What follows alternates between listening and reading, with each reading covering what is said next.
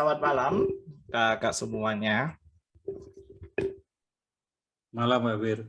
Malam Kak Mul. Selamat malam Kak Ning, Kak Hana, Kak R, Kak Penny. Iya, aku sengaja mulai jam 7:10 karena tadi belum lengkap, tapi karena kita sudah 10 menit dari jam 7, maka kita segera mulai saja persiapan kita. Nah, kakak-kakak dan sosialisasi kita akan mengawali persiapan kita pada malam hari ini di dalam doa. Dengan penuh kasih aku mohon Kak Penny untuk menolong kita membuka persiapan di dalam doa.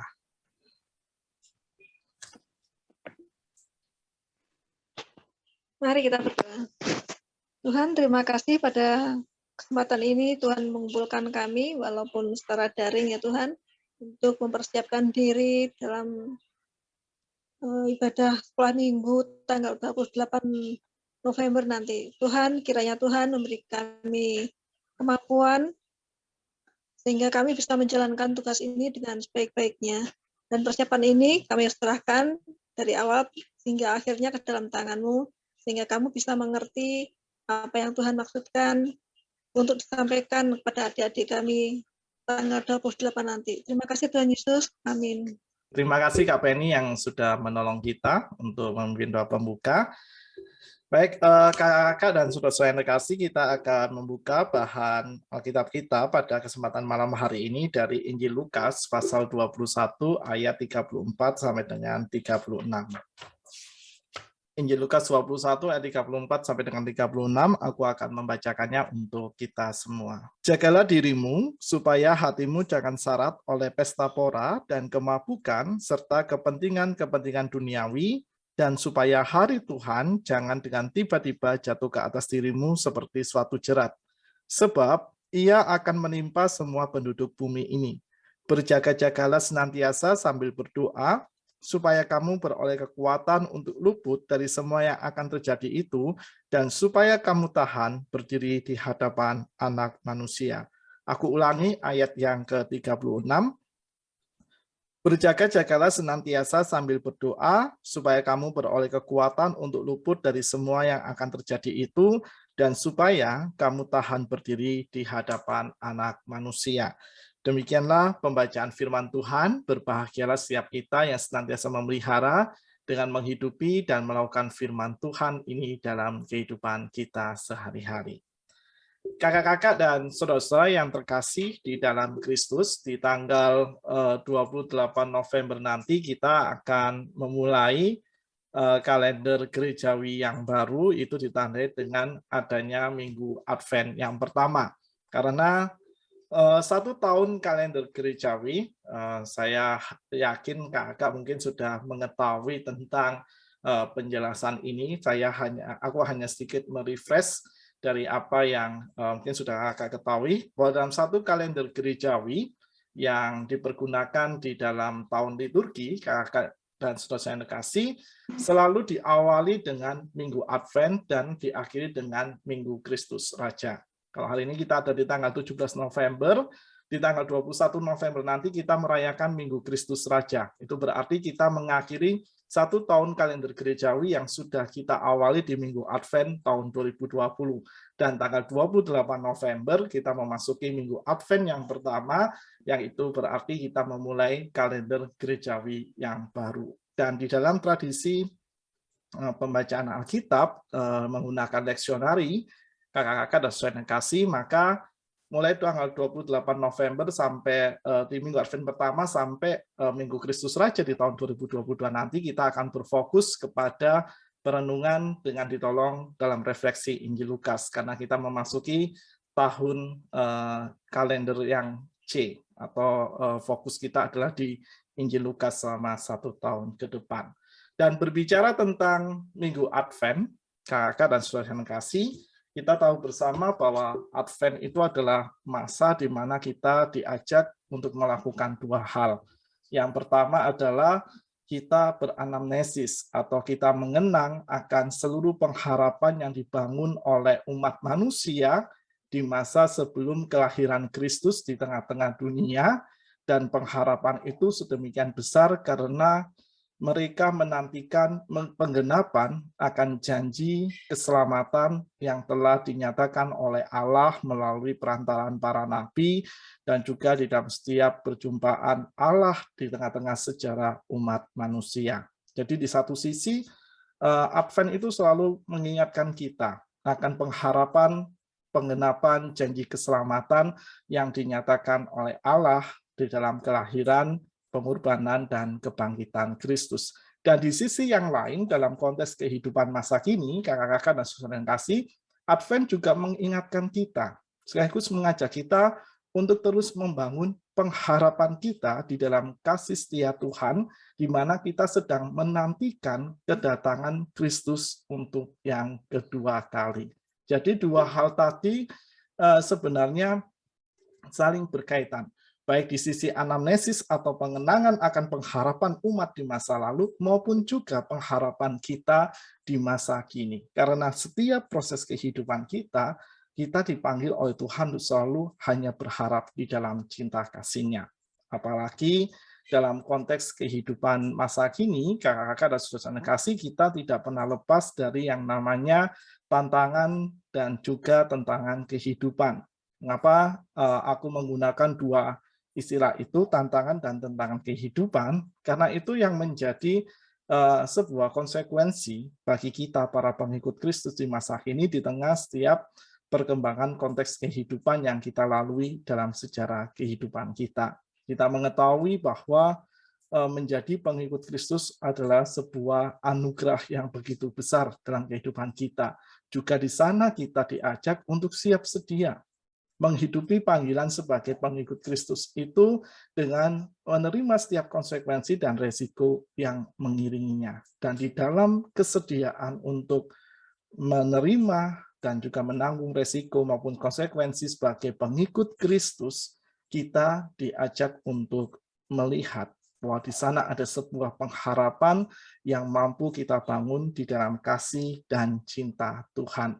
Dan itulah sebenarnya menjadi yang salah satu makna Advent di dalam kehidupan kita. Karena dengan memaknai adanya pengharapan dalam kehidupan kita sehari-hari, maka kita akan selalu memiliki semangat untuk menjalani kehidupan kita dengan penuh syukur dan sukacita, dan juga kita memiliki semangat untuk senantiasa membangun keberanian dalam menjalani kehidupan kita sehari-hari.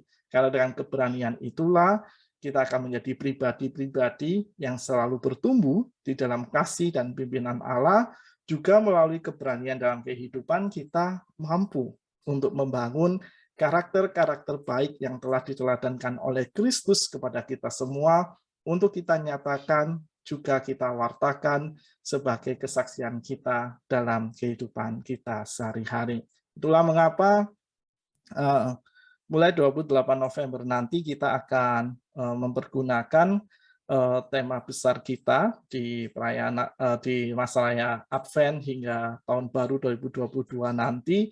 Kita akan belajar di tanggal 28 November di minggu yang Advent yang pertama nanti tentang kunci keberanian hidup, yaitu berjaga dan berdoa dalam kehidupan kita sehari-hari. Dan tema ini mungkin ada sebuah tema yang dalam beberapa waktu terakhir, khususnya tentang berdoa, kita mempelajarinya bersama-sama. Di minggu terakhir, minggu kelima kemarin, kita belajar juga tentang doa bersama dengan adik-adik yang kita dampingi pertumbuhan imannya. Maka di minggu Advent yang pertama ini kita akan belajar kembali tentang arti berjaga dan berdoa dalam kehidupan bersama dengan adik-adik atau anak-anak yang kita dampingi. Sehingga melaluinya kita akan senantiasa berani menjalani kehidupan kita, atau adik-adik kita juga berani menjalani kehidupan dengan mereka setia membangun serta menjaga kehidupan doanya. Juga selalu berjaga-jaga dalam hikmat Tuhan di tengah tantangan dan juga di tengah setiap perjalanan kehidupan dalam konteks usia mereka tentunya. Dan nanti kita akan melihat bagaimana kita mengajak mereka untuk mengaplikasikan kehidupan doanya di dalam kehidupan mereka sehari-hari. Supaya dengan kesiapan, juga kesediaan untuk selalu membangun kehidupan doa, menolong adik-adik kita untuk tekun dalam doanya, sekaligus juga menjadikan doa sebagai sarana untuk memahami kehendak Tuhan, juga mengetahui apa yang sebenarnya Tuhan kehendaki dan Tuhan inginkan untuk adik-adik kita lakukan di dalam kehidupan mereka sehari-hari. Sehingga nanti di kelas pengajaran kita, Kakak dan Saudara kasih sangat penting sekali untuk menjelaskan makna Advent, supaya mereka juga mulai mengenal, khususnya di kelas besar dan kelas Emmaus, sudah mulai dikenalkan mengapa ada masa raya Advent, supaya nanti ketika mereka sesuai dengan kehendak Tuhan, jika tahun depan sudah bisa mulai merayakan masa raya Advent secara onset, mereka bisa berkebaktian di gereja, atau mungkin ketika mereka beribadah bersama dengan orang tua dalam kebaktian umum, mereka sudah mulai tahu, sudah mulai mengenal, dan mungkin sudah mulai memahami makna Advent dalam kehidupan secara umat percaya, juga bagaimana dengan Advent itu mereka selalu memiliki sebuah pengharapan dalam kehidupan mereka. Ya, kakak-kakak dan saudara kasih, bacaan kita pada malam hari ini diambil dari Lukas 21 ayat 34 sampai dengan 36, dan di sini penulis LAI, Lembaga Alkitab Indonesia, sangat jelas sekali memberikan judul perikop dari ayat 34 sampai 38 dengan judul nasihat supaya berjaga-jaga. Sepertinya ini adalah sesuatu yang selalu dan berulang kali ditekankan di dalam kehidupan kita sehari-hari. Mengapa sih kita selalu diharapkan membangun kehidupan yang mawas diri atau berjaga-jaga, dan di dalamnya juga kita dikehendaki oleh Tuhan untuk selalu berdoa sebagai salah satu cara kita dalam membangun kehidupan yang mawas diri dalam keseharian kita. Karena kalau kita memperhatikan perjalanan kehidupan kita, kakak-kakak dan saudara-saudara yang terkasih dalam Kristus, maka kita selalu sadar kehidupan kita itu tidak mudah untuk dijalani. Apalagi kalau kita berbicara tentang pertumbuhan iman kita. Ada begitu banyak godaan-godaan yang bisa menyeret kita untuk meninggalkan kehidupan iman kita. Bahkan kerap kali kita juga mengalami ketakutan-ketakutan dalam menjalani setiap proses kehidupan kita. Dan bagi saya secara pribadi, dalam penghayatan pertumbuhan iman, ketakutan-ketakutan maupun kekhawatiran dalam menjalani kehidupan itu adalah hal yang manusiawi. Karena kita itu masih seorang manusia yang penuh dengan kerapuhan. Kita itu masih seorang manusia yang memiliki rasa takut dalam kehidupan kita.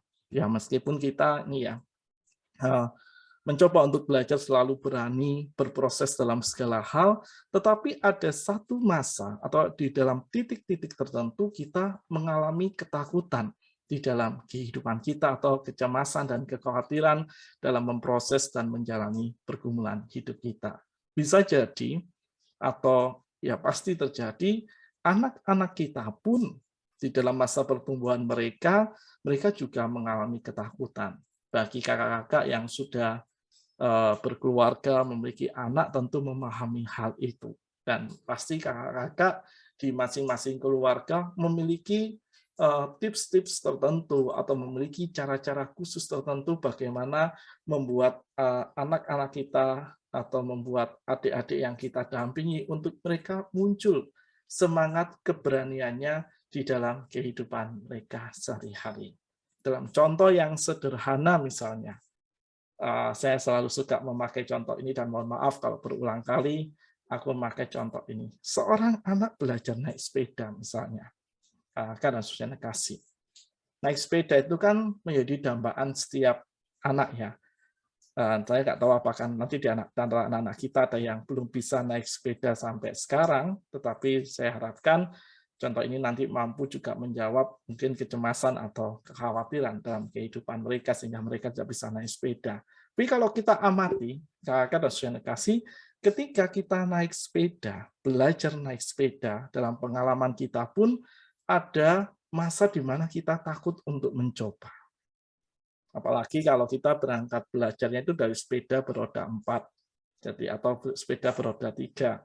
Kalau beroda 4 itu kan ada 2 ban besar, terus di belakang itu ada 2 ban kecil yang sebagai penyeimbang. Ketika ban kecil itu dalam pengalaman kehidupan saya mulai dilepas karena saya kasih, saya itu jatuh berulang kali. Dan jatuh di kali pertama saya jatuh ketika melepas roda yang kecil itu supaya saya bisa menaiki sepeda seperti sepeda yang pada umumnya. Ketika baru beberapa meter mengayuh dan mencoba untuk mempertahankan keseimbangan, aku terjatuh dan rasanya itu sakit sehingga muncul sebuah ketakutan di masa aku belajar naik sepeda. Takut untuk mencoba lagi karena merasakan sakit yang cukup lumayan Kak, ketika terjatuh ketika belajar sepeda itu. Sehingga di dalam ketakutan itulah sampai aku ada di sebuah titik di mana nggak usah nggak naik sepeda nggak apa-apa, wis nggak bisa naik sepeda nggak apa-apa. Nanti malu juga biarin deh. Lihat teman-teman, misalnya mungkin ada yang mencibir, weh gak iso naik sepeda, udah gede gak iso naik sepeda, saya melepaskan hal itu. Karena jujur Kakak kasih, aku mulai belajar naik sepeda itu sekitar kelas 4 ke kelas 5 SD. Belajar naik sepeda seperti sepeda pada umumnya. Itu baru kelas 4 ke kelas 5 SD. Awalnya adalah muncul dari keinginan ketika melihat teman-teman satu kelas mereka bisa naik sepeda dan aku satu-satunya. Tapi ketika pertama kali mencoba dan belajar itu dan terjatuh, pada akhirnya ada sebuah rasa ingin menyerah. Udah deh, kapan nggak bisa naik sepeda atau nanti yang nanggung malu aku sendiri. Tapi di sanalah muncul dorongan dari mama, dari ibu saya ketika itu, juga dari teman-teman terdekat saya. Ketika mereka tahu bagaimana usaha saya untuk belajar naik sepeda itu, dan juga bagaimana mereka tahu tentang ketakutan dan kesiapan saya untuk menanggung rasa malu. Karena saya juga biasanya cerita ke teman-teman dekat saya ketika SD tentang pengalaman saya.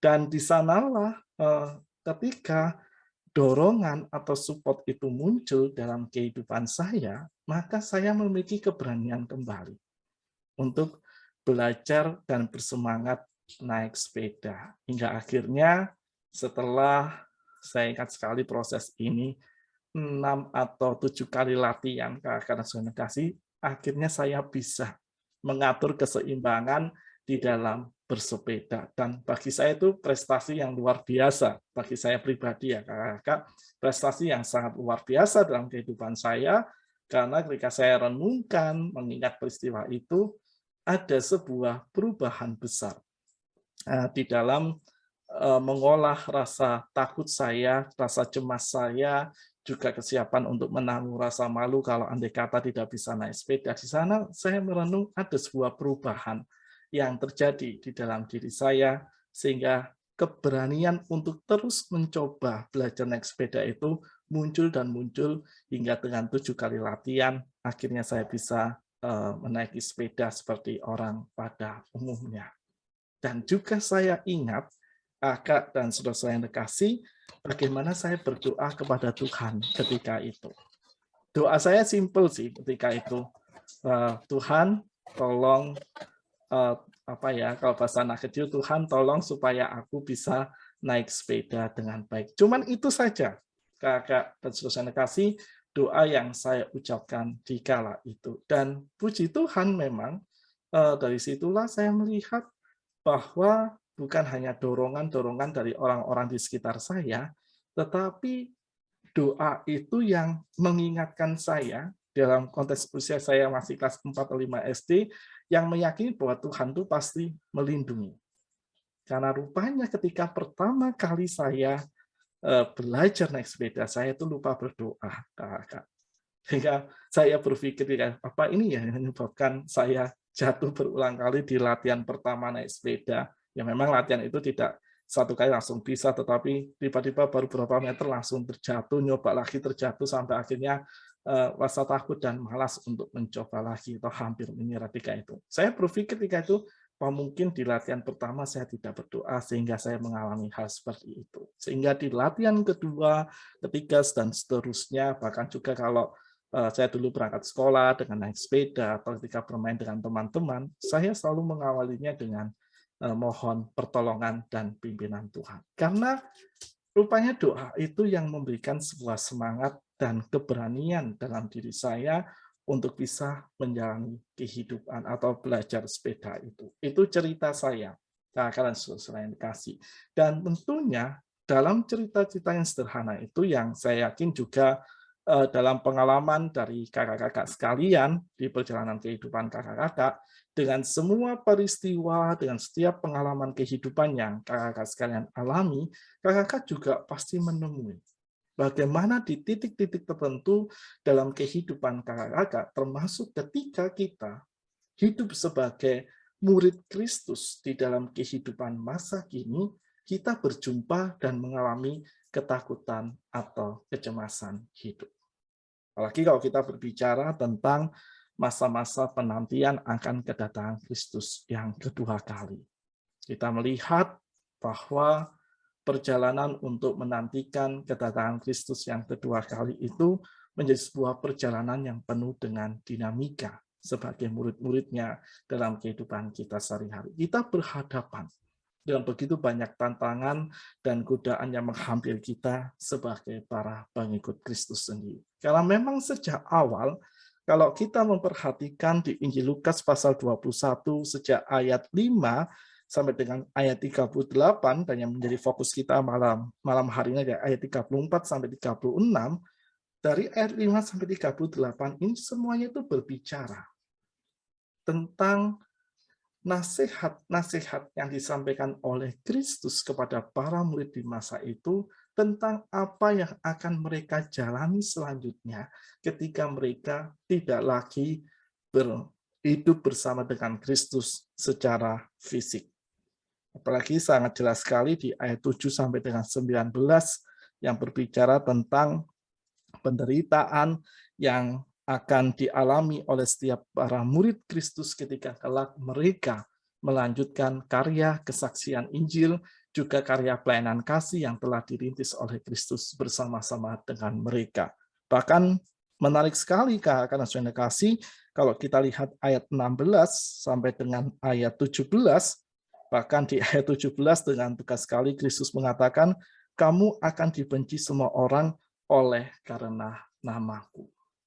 Apa yang dimaksud oleh Kristus dalam ayat 17 ini, bahwa Kristus hendak menunjukkan setiap murid, setiap pengikutnya yang bersedia untuk konsisten hidup di dalam pertumbuhan imannya, juga setiap konsisten untuk mengabarkan Injil, maka ini konsekuensi, salah satu konsekuensi yang akan diterima oleh para pengikut Kristus untuk mereka jalani dalam kehidupan iman mereka.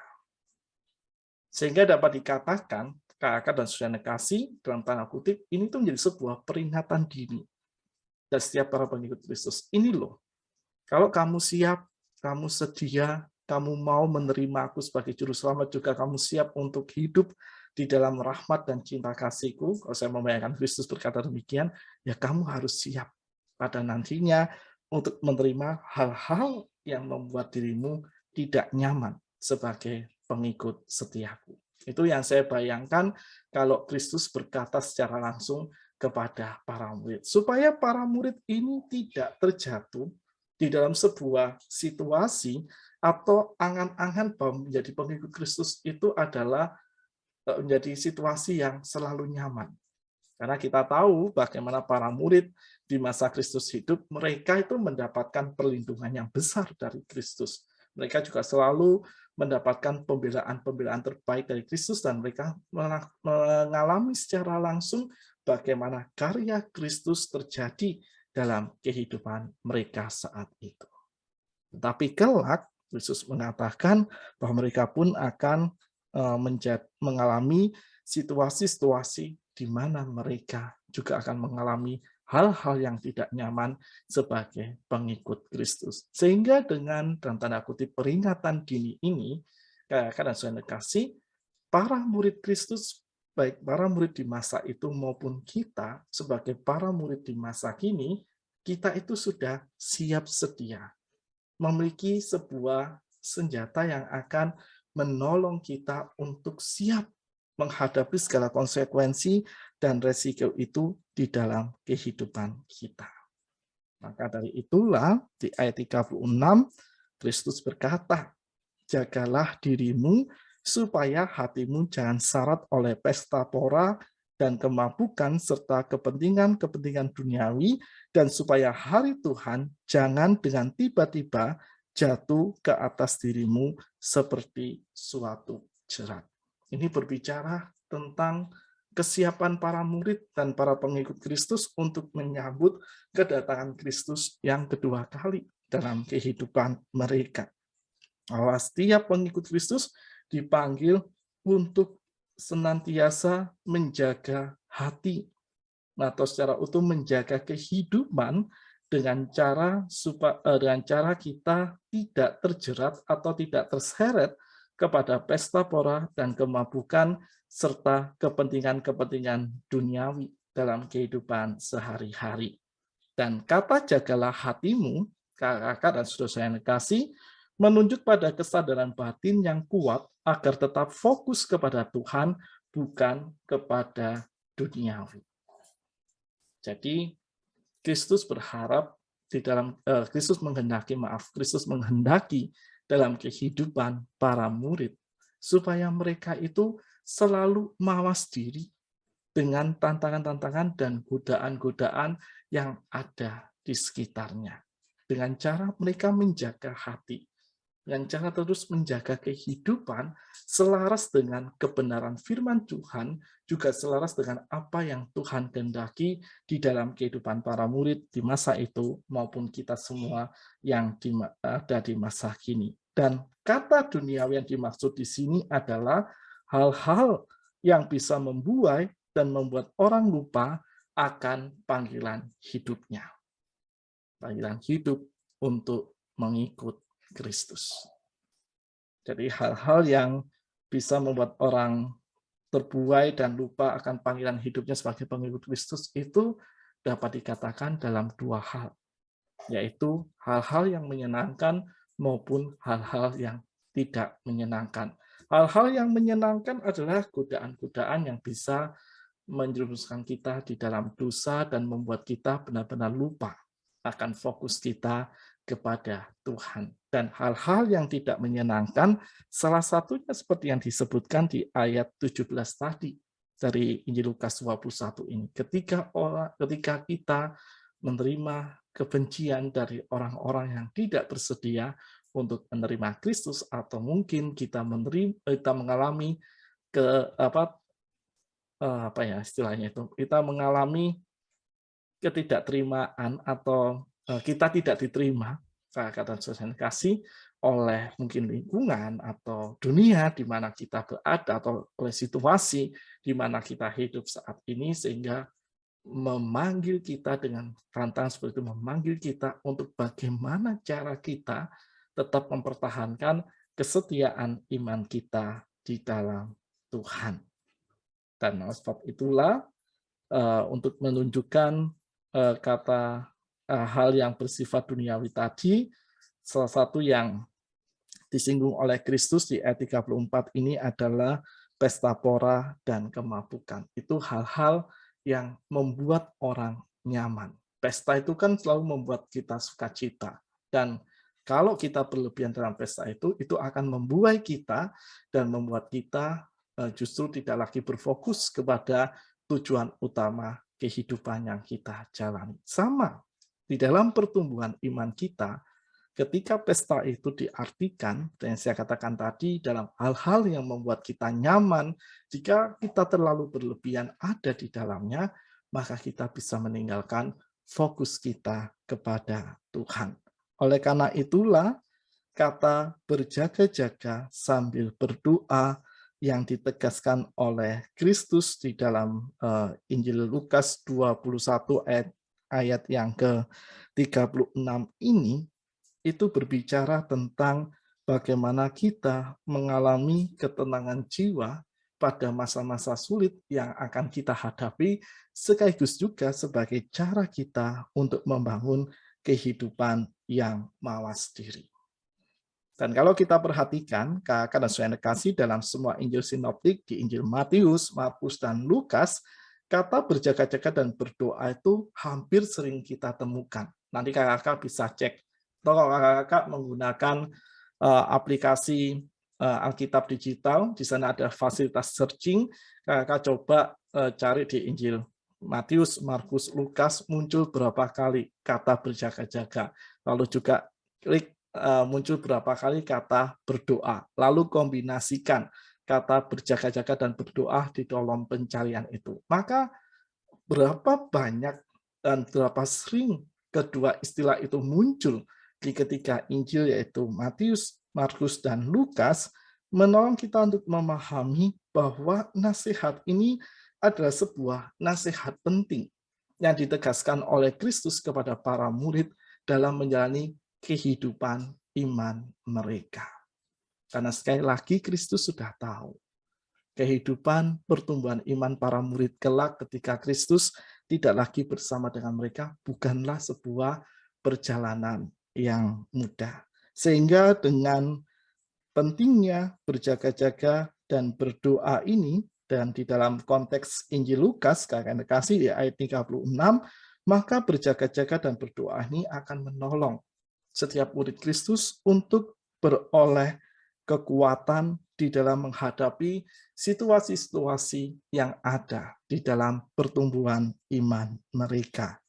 Dan tentunya berjaga-jaga dan berdoa ini akan menjadi sebuah benteng pertahanan imun tubuh iman kita ketika kita berhadapan dengan penderitaan atau ketika kita berhadapan dengan ketakutan-ketakutan dalam kehidupan kita, juga ketika kita berhadapan dengan hal-hal yang bisa membius atau membuai kehidupan kita sehingga kita meninggalkan fokus iman kita kepada Tuhan.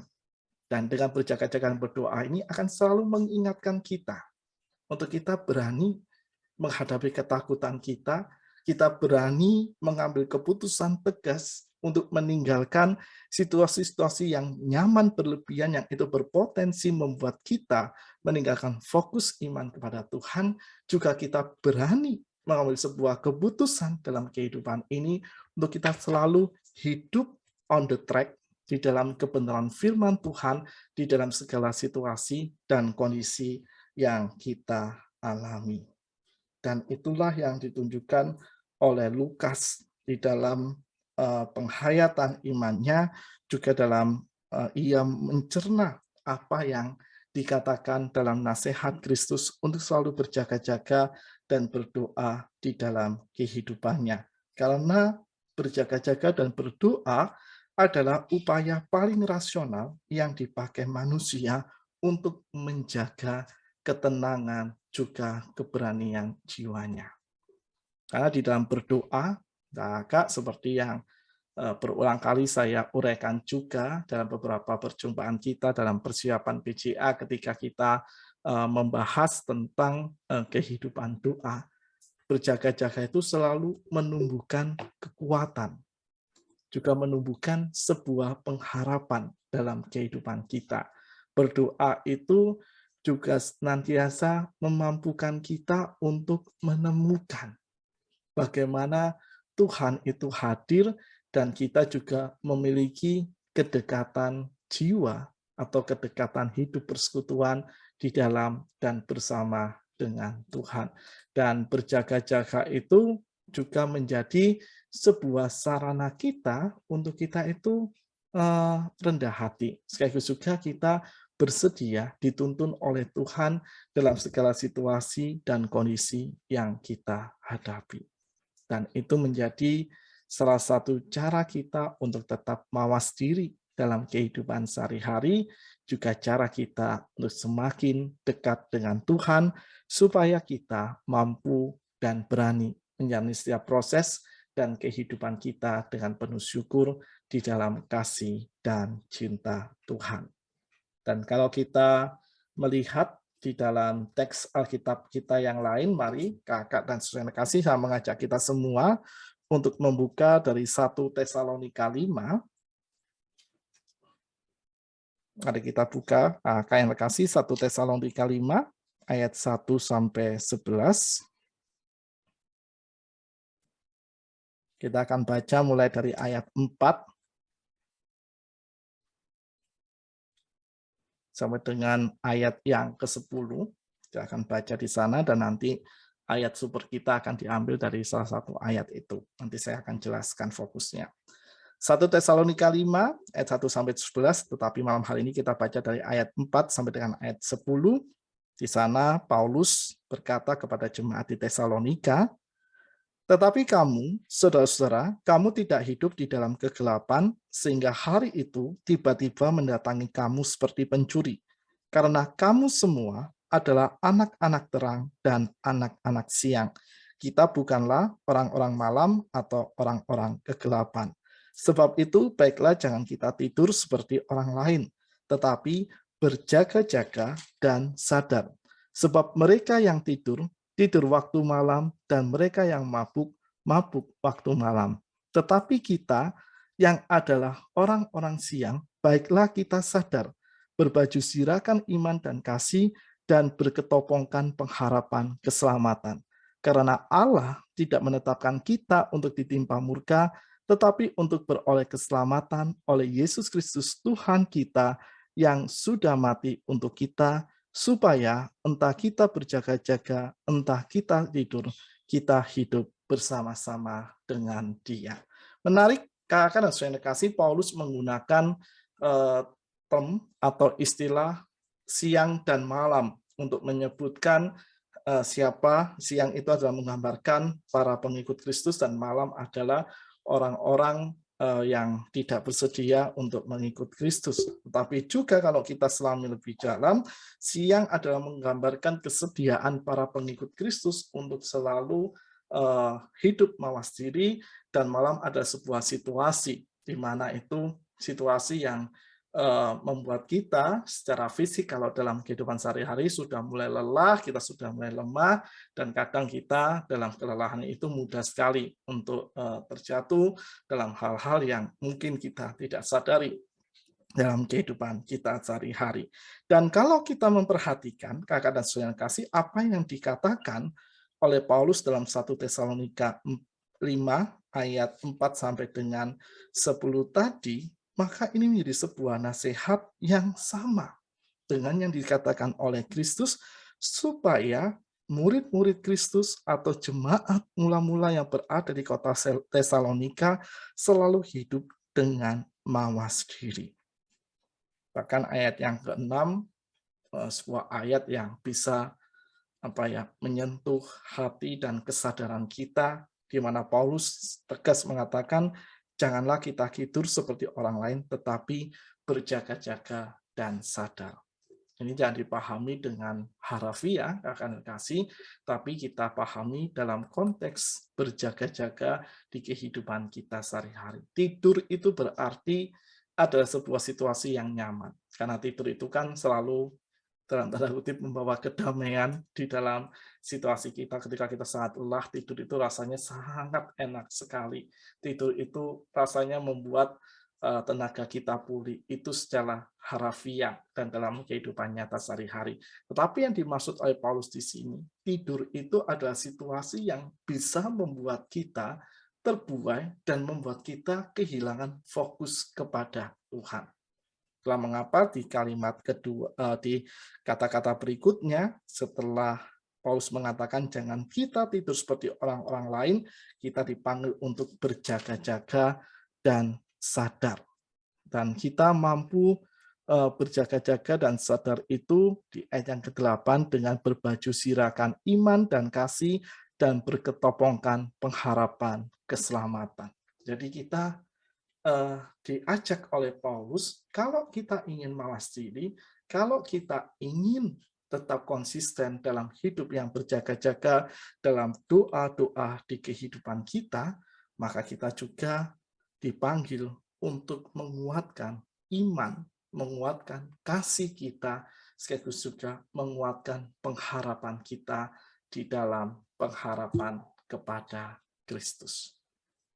Karena yang terakhir, pengharapan itulah yang akan terus mendorong kita menghargai karya keselamatan yang telah diberikan oleh Tuhan Yesus di dalam kehidupan kita, yang dianugerahkan oleh Allah melalui pengorbanan dan kebangkitan Kristus, sehingga kita bisa menghargai karya keselamatan itu dan menjadikan diri kita sebagai pribadi-pribadi yang tetap berfokus di dalam Tuhan dalam kehidupan kita sehari-hari.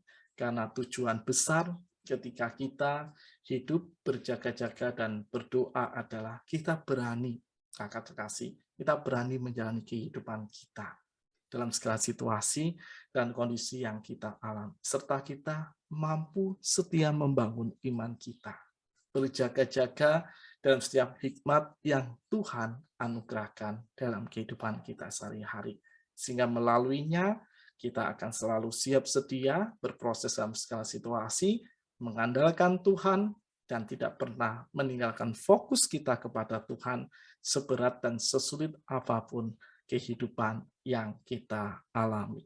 Sebelum masuk kepada penerapan, kakak kasih, saya sharing salah satu film, The Silence, itu ada novelnya juga, film, dan lebih baik membaca novelnya sih, judulnya The Silence. Itu adalah sebuah novel yang berbicara tentang pekabaran Injil di negara Jepang di masa tradisi samurai masih kuat ada di dalamnya. Saya lupa nama tokoh yang memberitakan Injil, tetapi dia berasal dari salah satu negara di Amerika Serikat dan dia diutus sebagai misionaris di negara Jepang itu, Amerika atau Eropa ya, karena saya sudah lama sekali tidak membaca novel itu lagi. Tetapi dalam salah satu bagian novel itu, si misionaris tadi itu mengatakan, ketika dia harus berhadapan dengan komunitas samurai yang begitu kuat mempertahankan tradisi mereka, dan ketika mereka mengancam orang-orang yang sudah mulai meninggalkan tradisi kehidupan samurai itu dan mereka memilih menjadi pengikut Kristus dengan menjadi murid-murid dari misionaris tadi, maka saat misionaris itu melihat orang-orang yang menjadi pengikut Kristus dihabisi, bahkan dia melihat dengan kasat mata saat ia dipenjara di sebuah tempat yang terbuka, dia bisa melihat sebuah lapangan yang menjadi tempat eksekusi, timbul ketakutan di dalam diri sang misionaris itu. Dan misionaris itu kan sosok yang biasanya sangat berani untuk membabat alas dalam pemberitaan Injil di dalam sejarah pertumbuhan dan perkembangan gereja yang kita pelajari hingga saat ini. Dan di dalam ketakutan itulah, kakak dan saudara kasih, sang misionaris ini, ia digambarkan sangat sedih dan juga ia tidak tahu dan ia tidak mampu lagi bagaimana ia bisa menyelamatkan orang-orang yang sudah menjadi pengikut Kristus, tetapi mereka harus mengalami situasi yang mengerikan dalam kehidupan mereka. Hingga suatu titik ketika ia ada dalam penjara itu, ia memiliki waktu, kesempatan, ia berdoa di dalam kesehariannya itu, di titik itu, dalam doanya itu, ia mengatakan sebuah kalimat doa yang saya ingat dari novel itu adalah, ia hanya memohon bagaimana ia memiliki keberanian di dalam Tuhan untuk menjalani kehidupannya. Nanti kakak bisa cek kalau misalnya ketemu novelnya, karena di tempat saya novelnya tidak ada, kayaknya dipinjam tapi belum kembali. Nanti kalau kakak menemukan novelnya, kakak bisa menemukan bagaimana dia hanya memohon sebuah keberanian di dalam Tuhan.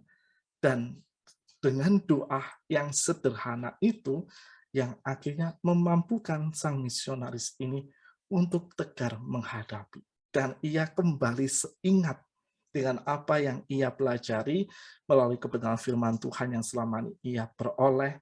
Ia mengingat bahwa sebagai pengikut Kristus, itu harga yang harus dibayar ketika mereka memperjuangkan iman, ketika mereka mempertahankan kesetiaan mereka di tengah situasi yang mengerikan, di tengah situasi yang tidak nyaman dalam kehidupan mereka. Dan dari sana, kakak dan kasih, saya setuju dengan doa sederhana yang diungkapkan oleh sang misionaris tadi. Bahwa dalam kehidupan sehari-hari kita, doa memohon keberanian itu menjadi sebuah pengharapan kita di dalam Tuhan. Karena kita yakin doa itu kan nafas kehidupan orang beriman, nafas kehidupan orang percaya, yang akan selalu menjadi sumber udara di dalam kehidupan iman kita, sehingga paru-paru iman kita bisa bekerja dengan baik, jantung iman kita bisa memompakan aliran darah iman yang penuh dengan oksigen iman yang akan membuat tubuh iman kita bekerja dengan optimal. Maka ketika kita menghayati doa itu sebagai nafas kehidupan orang percaya, nafas kehidupan orang beriman, juga bagaimana dalam doa itu kita selalu memohon kekuatan dan keberanian dari Tuhan, maka semangat pengharapan untuk menghadapi segala situasi, juga dalam kaitan ketika kita merayakan Minggu Advent ini, masa raya Advent, kita sedang menanti kedatangan Kristus untuk yang kedua kali. Dalam segala situasi dan kondisi yang kita alami, di sanalah kita akan menemukan bagaimana Tuhan menguatkan kita, Tuhan membuat kita berani, dan Tuhan selalu menolong kita dalam berjaga-jaga untuk menjalani kehidupan kita, baik senang maupun sedih, baik suka maupun duka, baik dalam kondisi yang nyaman maupun kondisi yang tertekan di dalam keseharian kita. Dan 1 Tesalonika ayat 5-8 menjadi sebuah pengingat kita. Apa yang kita pergunakan untuk berjaga dan berdoa dalam kehidupan kita?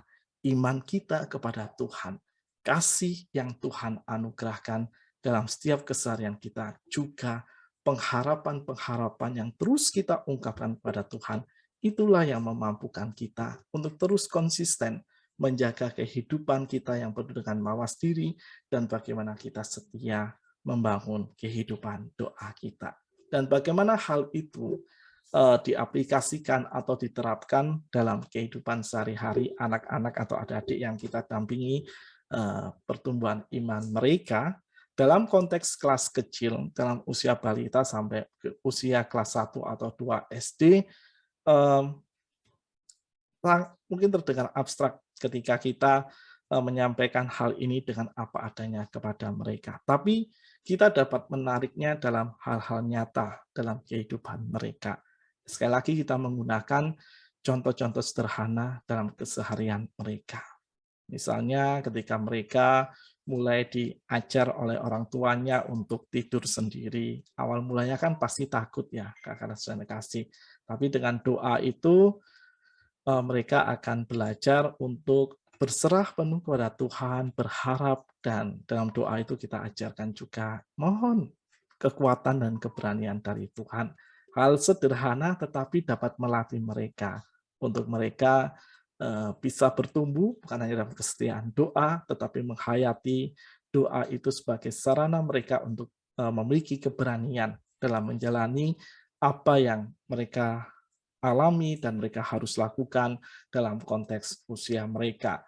Dan untuk anak-anak kita atau adik-adik dan teman-teman kita di kelas besar dan kelas pra-remaja, mereka sudah bisa mulai kita ajak untuk berpikir secara lebih kompleks lagi, maka aplikasinya adalah selalu membangun kehidupan doa itu sebagai sebuah sarana berjaga-jaga, salah satu sarana berjaga-jaga dalam diri mereka. Contohnya adalah ketika ini kan mendekati masa-masa PAS ya, kakak sudah kasih, sangat pas sekali momennya. Apa yang kita kaitkan antara berjaga dan berdoa dengan masa PAS mereka adalah selalu memohon hikmat Tuhan dalam kehidupan mereka. Hikmat yang akan menyemangati mereka untuk mereka terus setia dalam tugas belajarnya, bukan hanya dalam persiapan PAS sebenarnya, tetapi juga dalam kehidupan sehari-hari. Juga membuat mereka berani untuk mengambil keputusan. Ini yang besar untuk jadi sarana latihan bagi diri anak-anak kita. Kalau misalnya, karena saya kasih, mereka bisa cerita atau sharing, mereka, aduh Kak, aku nggak belajar. Aku lupa untuk belajar ketika akan mengerjakan salah satu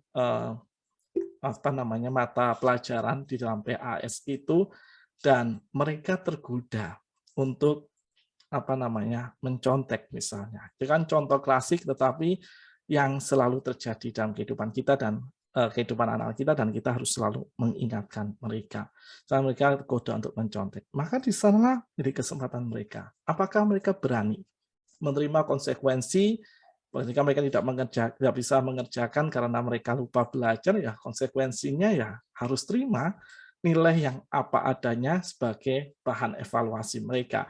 Dan ketika kesempatan untuk nyontek itu terbuka lebar di hadapan mereka, maka keberanian untuk mengambil keputusan, apakah memilih mendapatkan nilai bagus dengan cara yang tidak jujur, atau memilih tetap ada di dalam kebenaran Tuhan, tetap belajar untuk mengaplikasikan nilai-nilai kejujuran dalam firman Tuhan itu dalam kehidupan mereka dengan konsekuensi yang mereka alami, itu akan memampukan ada di anak-anak kita. Dan lewat doa itulah mereka akan memiliki sebuah hikmat dan kekuatan untuk berani mengambil keputusan. Tetapi justru yang nanti juga kita tekankan bukan ketika mereka menghadapi apa yang mereka alami, tetapi bagaimana mereka berjaga, bagaimana mereka mawas diri dalam kehidupan sekolah mereka dengan berlatih, belajar, dan tekun untuk mengerjakan soal-soal latihan, atau tekun untuk membaca bahan-bahan pengetahuan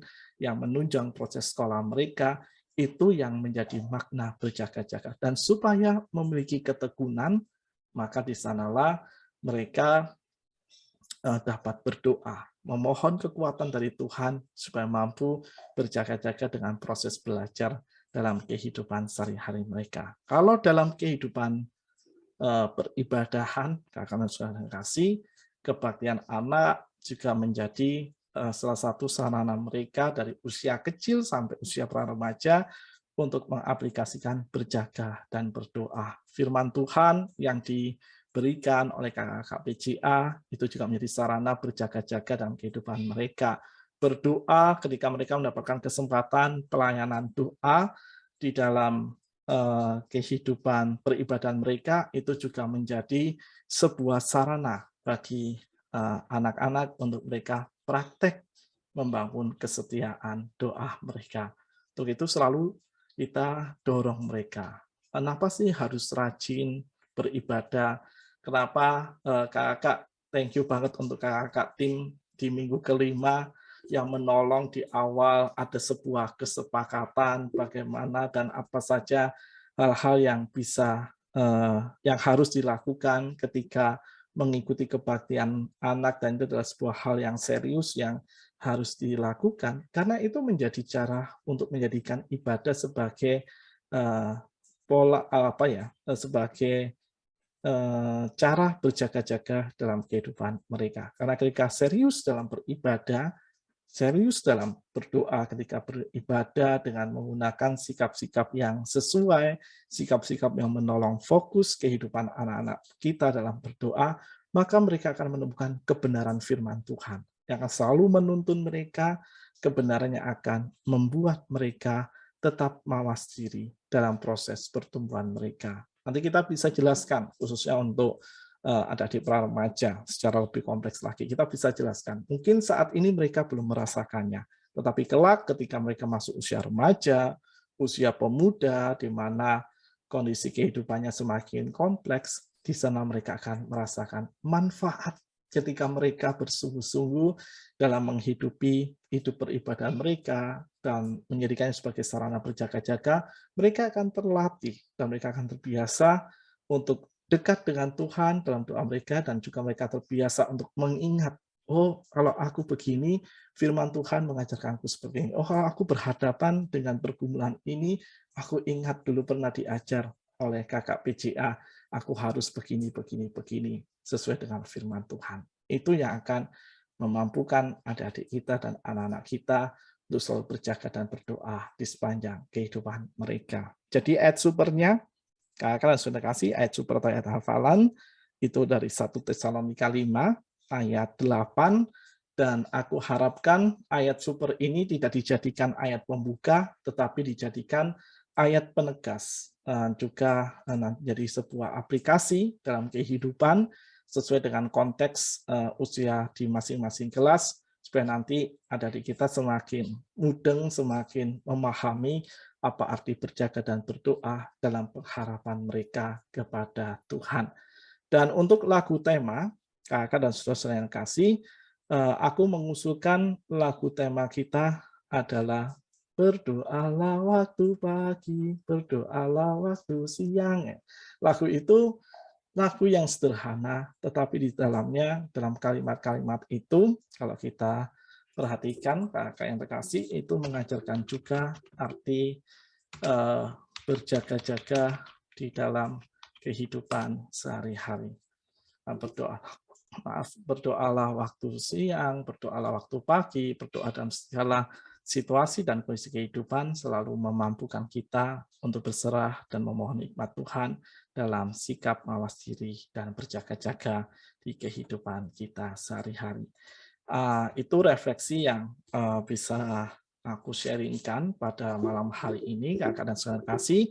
Kiranya dalam seluruh perjalanan kehidupan kita mampu untuk menerapkannya di dalam kehidupan kita bersama dengan adik-adik dan anak-anak kita, sehingga ke depan dalam perjalanan dengan adik-adik dan anak-anak kita akan mampu untuk tetap setia, berjaga-jaga dan berdoa dalam kehidupan kita. Juga kita mampu untuk selalu mempersiapkan diri dengan sebaik-baiknya bagi kedatangan Kristus yang kedua kali.